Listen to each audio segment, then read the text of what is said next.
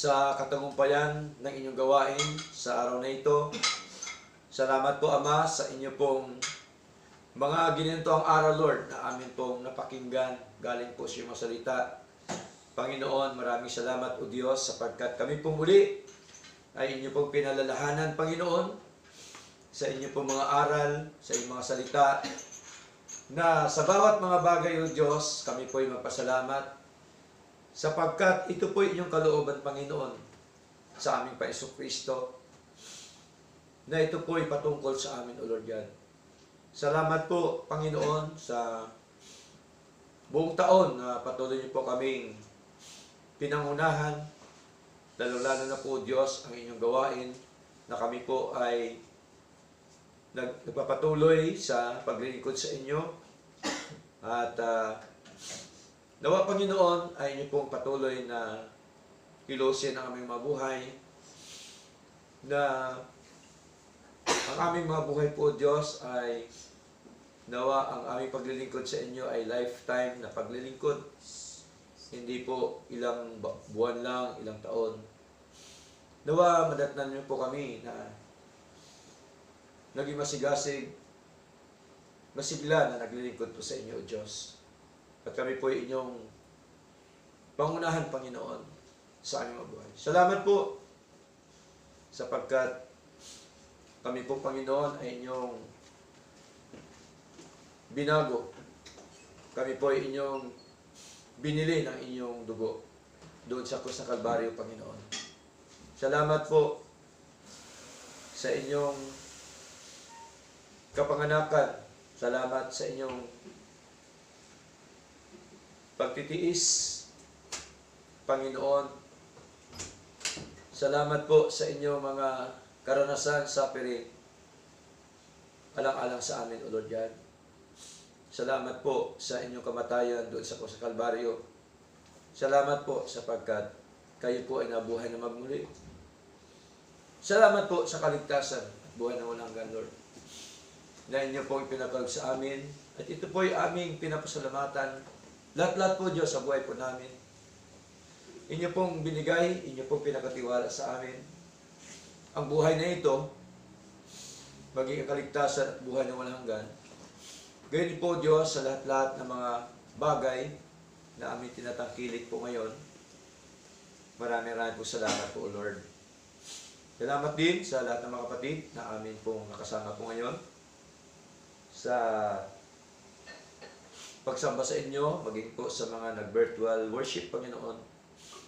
Maraming pong salamat po, Lord. Salamat sa mga kapatid na patuloy po na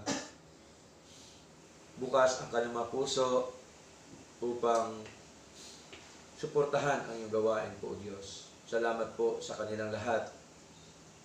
Salamat po sa inyong pagkilos sa kanilang mga buhay. Salamat po, Diyos, sa kaunawaan. Salamat po sa wisdom, knowledge, understanding na inyo pong iginawad sa amin, Panginoon. Salamat po na marami sa lahat-lahat. Tunay nga po, Diyos, na wala kang katulad sa aming mga buhay. Ikaw po ang Diyos na dapat lamang naming paglingkuran araw-araw sa mga buhay. Dapat po naming i-acknowledge ang mga buhay. Dapat po namin i-recognize ang mga buhay. Salamat po na marami sa lahat. Salamat din po sa damit, sa pera, sa pagkain, sa hanapbuhay, sa negosyo na pinagkaloob niyo po sa bawat isa. Lahat po ito, Panginoon, ay amin pong pinapasalamatan sapagkat kung wala po kayo, Panginoon, sana po kaya pupulutin ang buhay po namin. Salamat sa iyong kabutihan. Salamat po sa iyong pag-ibig. Lahat po, Diyos, ay pinapasalamatan po namin kayo.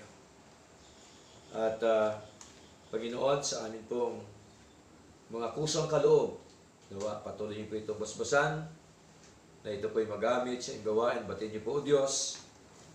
At salamat po sa lahat ng mga kapatid na patuloy po na sumusuporta po, O Lord, sa inyong gawain. Nawa, patuloy niyo rin po palaguin ang inyong gawain.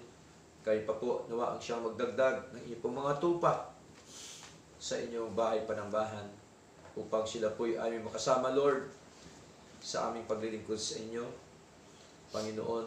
At alam po namin na kayo po ang siyang kumikilos, kayo po ang siyang nagdadagdag, Panginoon, ng inyong mga tupa sa inyong pastulan, sa inyong church.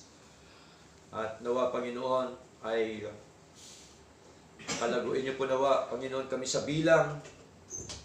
O Lord God, hindi lamang sa bilang, kundi po sa aming pananampalataya sa inyo.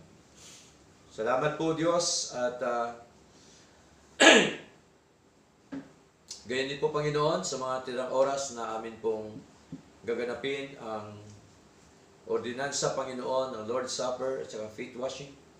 Panginoon, maraming pong salamat at nawa, samahan niyo po nawa kami at ito po'y pag-alaala po sa inyo at gawin namin bilang ehemplo, Panginoon, na mga anak nyo at patuloy po namin gawin ang inyo pong mga nais po at kalooban, Lord. Salamat po sa mga kapatid na hindi namin nakasama ngayon. Kayo po nawa sila magpala, manguna at kumilos. Nawa sa sunod naming pagtitipon ay sila po ay aming kasama, Lord, sa pagsamba sa inyo.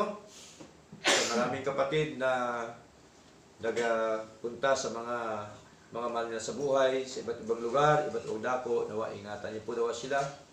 Gabayan at proteksyonan, Panginoon. At gaya din po, may mga sakit karamdaman, nawa, kayo po nawa ang siya magbigay ng kagalingan po, O Diyos. Patuloy mo kaming lahat, pangunahan na manindigan, panghawakan po namin ang inyong mga aral po, O Diyos. Salamat po na marami. Sa pangalan po ni Jesus, ito po ang aming dalangin. Amen. Amen.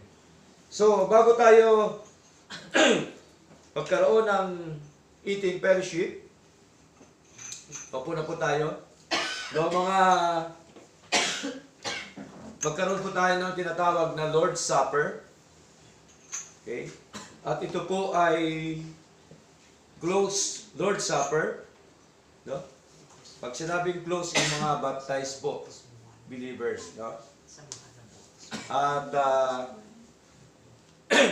ito po kasi gusto ko rin sana kayo, kaso lang biblically ay ginaganap po ito sa church sa mga baptized. After ng baptism, nagkaroon po sila ng Lord's Supper. Okay? So, unahin po natin ang Lord's Supper at nawa, yung mga kapatiran, huwag po kayong malis para ma-observe nyo rin po. No? Makita nyo rin kung ito po ba ay biblical o hindi. Hindi po ito ritual. Ito po ay utos po ni Lord na dapat po natin gawin sa pag-alaala po sa ating Panginoon. Now, Lord's Supper is one of the ordinance of God. Ordinansa po ito ni Lord. Yung baptism at saka Lord's Supper. Okay? The main purpose of the Lord's Supper in the Bible is to remember, proclaim, and participate spiritually in the saving work of Jesus Christ, especially His death on the cross. Pag-alala po ito, no? Sa kamatayan po ng ating Panginoong Yesu Kristo. Okay? Kaya dito po ay sa 1 Corinthians chapter 11, sabi po dito, sa wikang Tagalog, basahin ko po sa inyo, sapagkat tinanggap ko sa Panginoon, sabi po ni Pablo, ang ibinigay ko naman sa inyo, na ang Panginoong Sus ng gabing iyan, siya'y ipinagkanulo, ay dumampot ng tinapay, at nang siya'y makapagpasalamat, ay kanyang pinagputol-putol at sinabi, ito'y aking katawan, na ipinagpuputol-putol, dahil sa inyo, gawin ninyo ito sa pag-alaala sa akin. So, nagagawin po, no? Ano pa po sabi? At gayon din naman, hinawakan ang saro pagkatapos na makahapunan, na sinasabi, ang sarong ito ay siyang bagong tipan sa aking dugo. Gawin niyo ito sa tuwing kayo'y magsisiinom sa pag-aalaala sa akin. So, ang tinapay, katawan ng ating Jesucristo, at ang saro, dugo ng ating Panginoong Jesucristo. Kaya ang elemento po natin, walang libadura po yan, tinapay, sapagkat sa Bible ang libadura ay pride. No, hindi po dapat. Kaya pure din po ito na grapes. Yung ginamit po natin. Wala itong halo na alcohol. Biblical po yan, yung ating ginagawa po, mga kapatid. Ano pa po sabi dito? Mga kapatid, sabi pa po dito, ng ating Panginoon, sa pagitan pa ni Pablo, sa verse 25, mga kapatid,